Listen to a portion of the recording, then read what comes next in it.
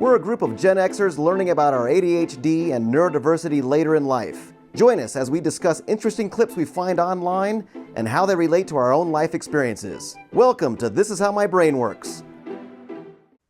Hi, everyone. Welcome to another episode of This Is How My Brain Works with Sarah, Michael, Jason, and I'm Krista. So we have a fun video to share, and it's me, which means I've got to disconnect everything in order to share it. So hold on one second. And as I'm doing it, I'll let you know this is from, I don't know if I'm saying his name right. Professor Chesko. He's the speech prof, which I'm sure you guys have seen on Instagram and TikTok. He's sort of all over the place. So I'm going to disconnect and start to share. Hold on one second. All right. So let's see it. Someone commented on my video recently that it seems like every single content creator has ADHD or autism or something else, right? And you know why that is? Because neurodivergent people are interesting. But when we were younger and we found a cool rock and we're like, hey, look at this cool rock. Can I show it to you? You rolled your eyes. You looked at us like we were weird and you called us weird and you made fun of us. And we couldn't tell anybody about these cool rocks that we had because we didn't think anybody cared. Then social media comes along and our cool rocks become videos, sometimes about cool rocks. So it's not a coincidence. It's just that now you're alone on your phone and not worried about the eyes of the people surrounding you, judging you for listening to us. Because that's all that's changed, is that you're hearing us now. He came out guns a blazing. Red fingernails blazing. Oh yeah, that was good. Yeah. So what are we thinking? Rudy's laugh. Rudy, he clearly liked to show people rocks when he was young. Well, I mean, I just remember, and the crazy thing, I still do it today. I remember just playing around in the gutter and wanting so desperately for big puddles to then start moving down the gut. And I still do it today. Like when I walk my dogs, it looks awkward, a middle-aged man going, but I pick up a lot of things. I have so many little things that I collect. And I always thought people would think it was weird. Like, why are you digging through the trash for something? Or why are you trying to pick up? Oh, see, I think there's something. Found objects. I think that's the love difference it. between just ADHD and the ADHD, because I did the same thing, but I thought everybody would be fascinated. I was like, I have a scorpion exoskeleton collection. Don't you want to come see it? Like, and then when people were like, no, I was like, that's so weird. Why would you not want to see that? And the ADHDers would be a little bit more self-conscious or have that kind of thing ticking in the back of their brain as far as like judgment and shame and ridicule and all that. Right. Interesting. I think at the end, when he said, people, you're hearing us now. There is a loud cry from the neurodiverse community about, saying, see us. This is how we operate. We're extremely creative. Yes, we have some deficiencies, but we are a vital part of this society. We bring so much creativity and a dynamic sort of mind to everything. And I think that what he was trying to say is that people are understanding that we're a vital part and an essential part of movement and community and just how this society operates. And it's been shunned for so long that I think we're sort of waking people up to the notion that we matter, Well, it's also, absolutely, we matter. Even though I don't know where my keys are. It's I think in a whatever, if you want to just say like a neurotypical world or a neurotypical structure, whether that's school or the workplace, to really thrive in that space might be a little more challenging when you have time to reflect or time to ideate or come up with things, and then it's like, well, okay, where's that platform now? And it used to be just like stand-up comedy stage or acting. Is like where would people be where would I have a captive audience? Now I'm prepared to deliver something, and now you're going to watch. Well, I think This the thing, platform that he's talking about, the video platform, all these now we can do there. It broadens the amount of places we can express. well, I think social media is built for neurodiverse humans. Like it is like Getting back to you, Krista, with your yeah. scorpion exoskeleton Yeah. collection. There's now, Alexa thought that was her. Now because of social media, we can take our collections and show them to people, because especially for those of us who are skew-tism, then we think that nobody is going to mind seeing our collection. Or you find that audience.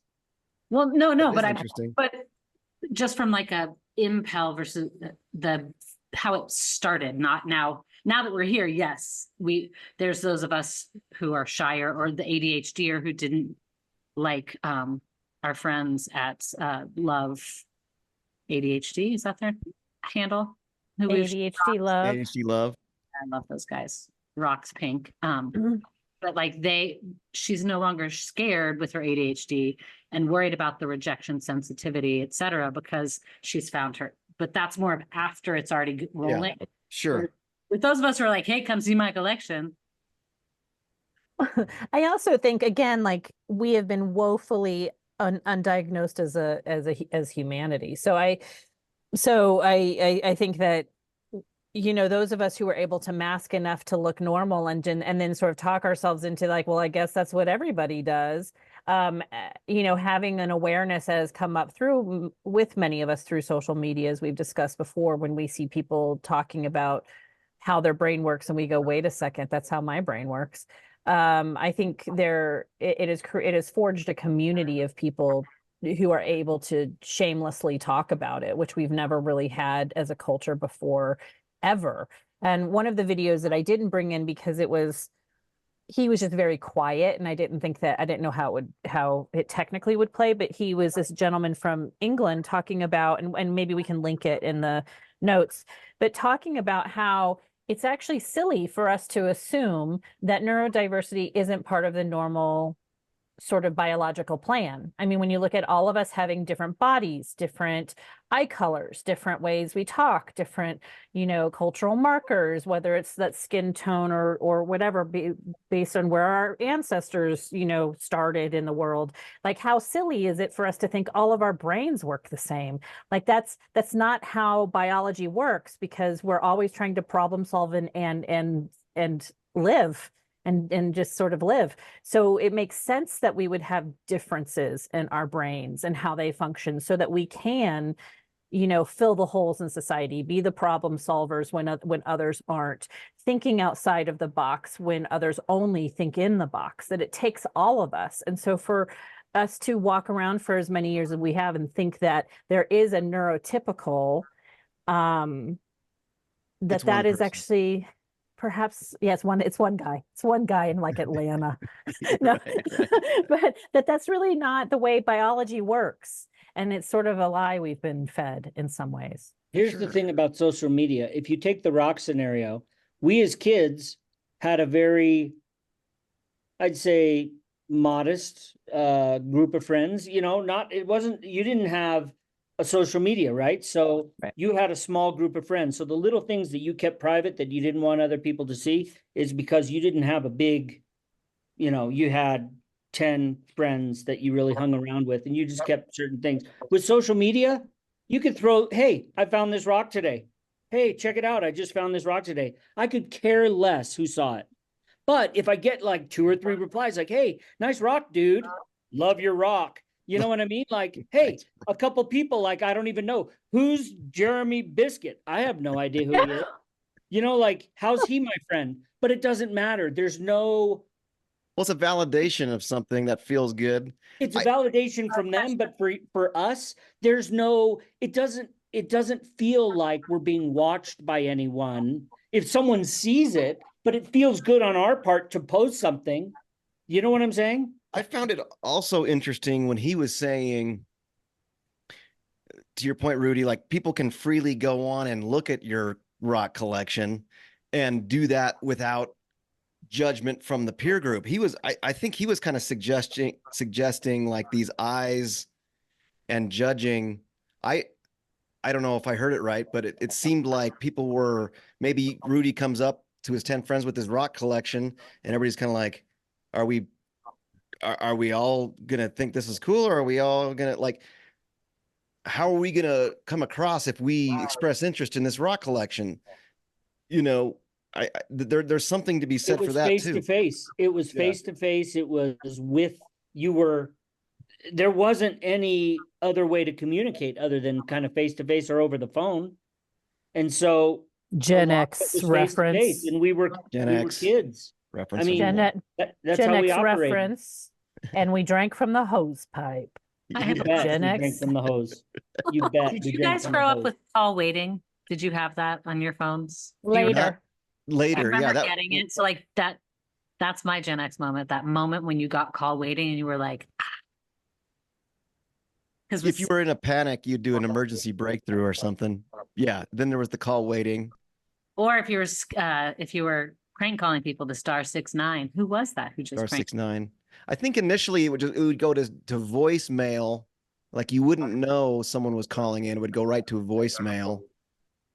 Oh wait, No, we didn't have voicemail. This was There was no before. voicemail. You took the phone off the hook and you stuck it Bam, on the, you remember mom would take the phone off the hook, say, I'm taking a nap, and she'd stick the phone on the, she'd let it Yeah. hang there, and it would go to like, it would do the d, and then it would go silent. yeah. But Yeah. if you needed to like break through that, you could call the operator and like, could you please, because you could, even though the phone was off the hook, you could still call if it was an emergency. And however they did it, you'd call the operator and you'd. Speaking of an see. ADHD, something that Mm. I loved was the answering machine doing the recordings for the answering machine. I would always do like, Yeah. I'd play like classical music. You've reached the Collins, manor, blah, blah, blah. Right, right. I'd always do something new. And it was like, oh, this is a fun little creative outlet. And that's where like a technology being something interesting to be able to use with the ADHD. And like we would take the old cameras that would record 2 and 8 a VHS tape, and you'd have to, the editing was like the start and stop button. That's how you would edit. I mean, there was no like, editing So Final Cut. here's a question, talking, because that for us that was technology, you guys, back in the day. Has tech as neurospicy humans, and I know the answer is both, is technology a blessing or a curse? Curse. Even though now you can share with your rocks with people, which you couldn't do with your friend group before? I miss the interaction. I like interaction. I like being with people. I don't do it as much. I don't think we do it as much. I think what I miss is the banter, the talk, the discussion about ideas that can't be just looked up on a phone, that you can't just access immediately. The sitting down and playing games. And because it's moving so rapidly, the technology, I'm losing my ability to keep up. And I want to just go back to simple times. Like I find myself, not often really, but I do find myself looking at things on the phone, like news outlets, and going through for like, I don't know why, it's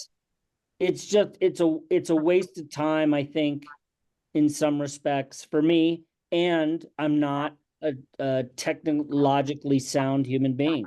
So it's kind of, I'm losing control of that ability to do things, effectively on my phone.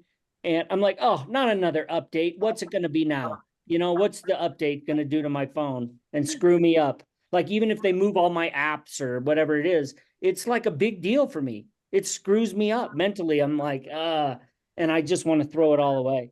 Mhm. I think it's a curse. I mean, I think there are things that are definite cons about it. I do see the pros and cons of it. And it is a platform where you can express ideas and get news and share things in a way where we never have, build community. I mean, there's no doubt there's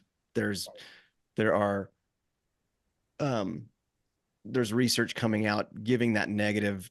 I mean, we've talked about just, screen time and the video games and the image dysphoria or whatever it's called. There are so many things that, and the developer, see, this is where I get kind of like discouraged in humanity, because like the developers are purposely doing something that is gonna like capitalize on our, dopamine and just the way we respond to things, Well, not only that, but physically, what about a child's eyes? What about a child's eyes looking at a phone incessantly for more than 12 hours a day, or on a computer? What does it do to your eyes? What does it do to your body? What does it do to the lack of movement? Well, that's what it's a moderation thing, like anything, right? Eyes are a problem. It's a moderation thing, but it's very hard to moderate because of how strong that desire is. I was talking to my wife this morning. It's like, it's too bad that the phone companies don't get to and have like this phone was designed for kids under 16 or 13 or something, but it's not in their best interest. Capitalistic society, they're gonna want to maximize everything, and so they're not gonna build something that's gonna be like less of an issue for a developing brain. I think it's revolutionary. I don't think that any of us would be sitting here talking about this, and we would be suffering in silence without it. I think that for people to find a place to gather when the gathering spots that are in person are hostile is revolutionary. I think, in terms of, our eyeballs and all that stuff, we are meant to evolve as humans, and we will continue to evolve. And we were already in a society where our eyeballs were evolving because we were no longer looking at vast plains trying to locate the rabbit to eat for dinner that night.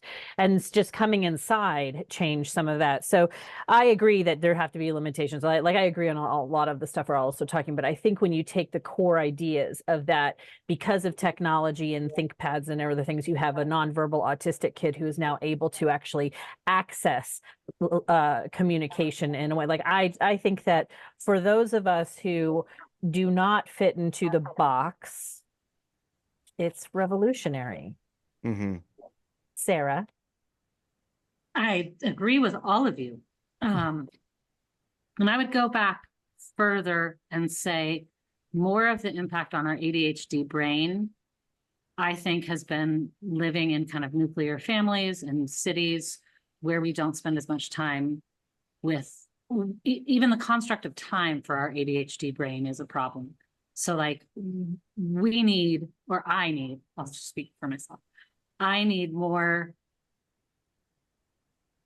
rigid parameters for my schedule in terms of like, I'm going to eat, I'm going to sleep, I'm going to wash, but more flexibility in what I do in between those. I'm walking in the fields, I'm catching a butterfly, something is capturing my attention and I follow that for a day and I camp and I follow it another day. Like that's what my brain has always been wanting when we go, like I feel finally like at peace. Or even like a music festival, for example, like the Jazz and Heritage Music Festival in New Orleans, that to me felt like this, there were bounds, but it was complete freedom within those bounds. That said, I think that the way that the internet and the web works on our brains is problematic. And yet it does create this bounded unlimitedness and kind of taking us back to our primordial roots when we sat around campfires and everybody was a performer. Everybody was a contributor to the social construct, to the cultural happenings. And now what does going viral mean? Going viral means that you were sitting around the campfire and the little ditty that you started, everybody picked it up and sang it for that round. And now next. And so there's this, for me, egalitarian nature that isn't always the way that the systems are set up, back to the coders incentivizing our dopamine response. But there is this ideal that we, in a lot of ways, are moving towards, or that many of us are harnessing. So Nanette, I think it's terrible because global warming. The end. That's my answer. Yeah, I mean, it's got to be, yeah, it's like, I coach storytelling, and there are just as many destructive stories that have been told throughout history as inspiring and productive and positive stories, I mean, so it's like, can we use this? It's a tool, and can we learn how to use it for good? And it's a choice too. I mean, Rudy, I mean, yeah, the updates are the updates, and that's just something that's kind of a necessary evil, I guess. But like, You know what? If I could just have a phone that had email and maps, the maps are great. Well, that's You can.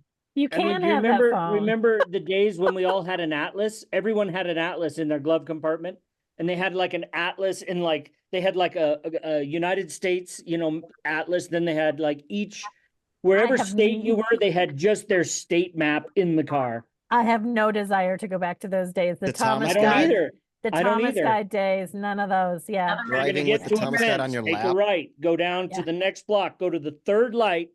Michael, And sometimes it's out. Take a I left. remember being in Los Angeles and getting the Thomas Guide, and I think I had failed like geography or something in high school. Like I never ever failed a class, but I mean, like it was a struggle. I sat there, I start working for a celebrity where I'm supposed to, and they say, "Do you know your way around Los Angeles?" And like a really good young person, I say, "Abso-fucking-lutely, yes, Totally. no problem."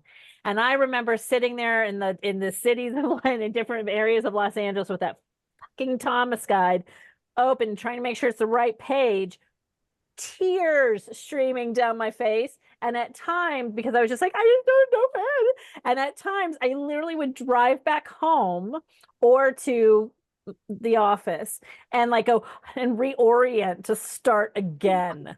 Wow. You Yeah. said. And yeah, it's Oh. intimidating driving around LA.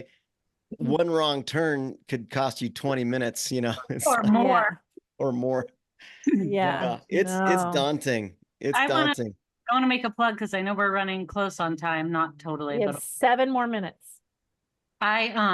when you were describing your answering machine messages and how you got into them, I immediately thought of my father, who he has passed, and so today would be his 75th birthday. Oh, wow. Oh, Happy And happy birthday. heavenly birthday.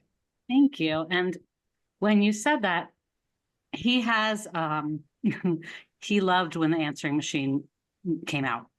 So he read the, instructions cover to cover, and all of this to say, I think my dad was probably ADHD, but backing up to the fun part of the story. So he reads it and it says, never say that you're not at home, say you're unavailable, because then people could come and rob you. Yeah. So my dad says on the first message out the box, I think, is, hi, I'm not at home. It describes his stereo system, says the front door is wide open. Come on in and take what you'd like. No way. Or leave a message after the tone. And Oh my gosh. and the next one was, there was a baseball one. One of our favorites was, his family was very religious from the South. Not religious, but they went to church a lot. His mom especially taught Sunday school for 30 years. And so he would call her and she would call him back and all of that.